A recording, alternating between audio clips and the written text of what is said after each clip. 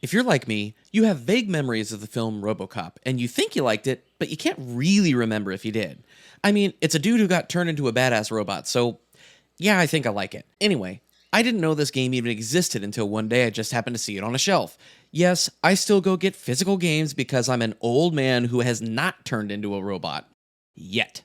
I went in with low expectations, to be completely honest, and that was rewarded with a wonderful mid-tier game that punches well above its weight class.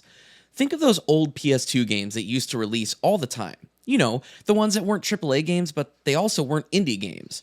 They were the in-betweeners that often showed a genuine attempt to make a creation that the development team actually wanted to make, and not some corporate product. So here's the 1-2-4. A dude died, a scummy tech company brought him back, but only his brain. He's now an almost unstoppable force for the law, but his memories keep coming back, even though the dude actually died. From what I can tell, this game takes place after the first film and maybe before the second. I don't know, but I don't care enough to go look it up because this game does two things extremely well and it overrides anything bad about it in my book.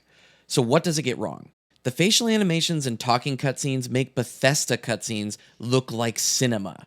They aren't great, which is odd because the voice acting itself is actually, well, pretty damn good. Could you tell the Channel 9 viewers what you're struggling with here today?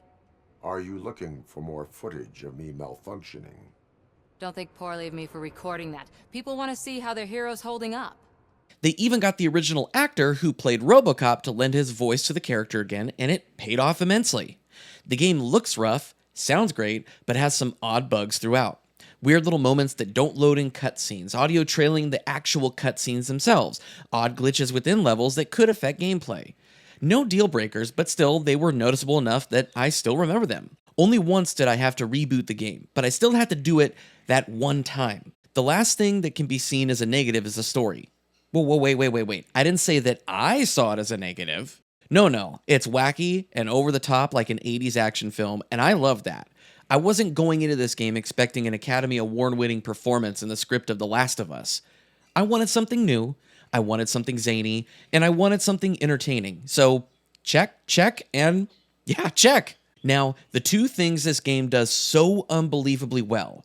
You really do feel like you're playing as Robocop. I know, everyone says stupid phrases like that, but I mean it. You move slow, you thud with every footstep, you can't jump, you don't take fall damage, and you can take an incredible amount of punishment.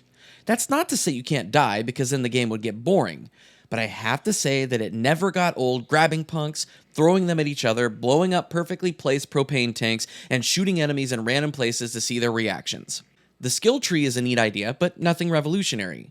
You level up, you get a skill point, then you can put that to various skill trees. Okay, it's not really a tree, more like a skill line to improve upon the already cool Robocop.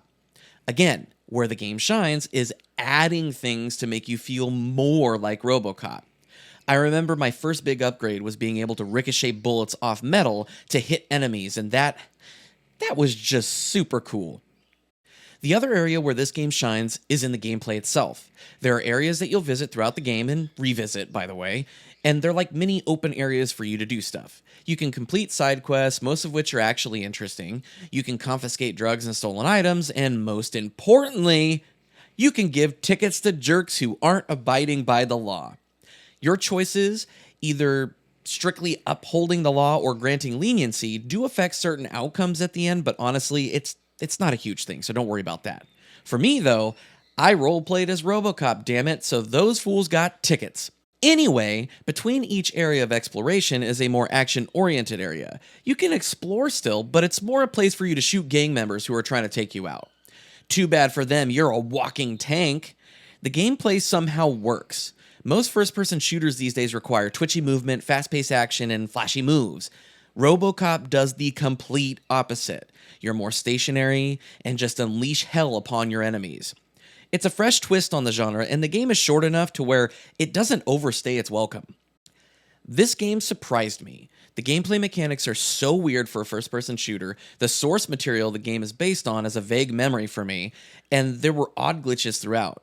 But this leaned so heavily into a nostalgia that I didn't even really own myself. It reminded me why I loved my PS2 so much back in the day, and it won me over. That isn't why I love this game, though. Want to know why I love this game so much? It's because I could help people fly.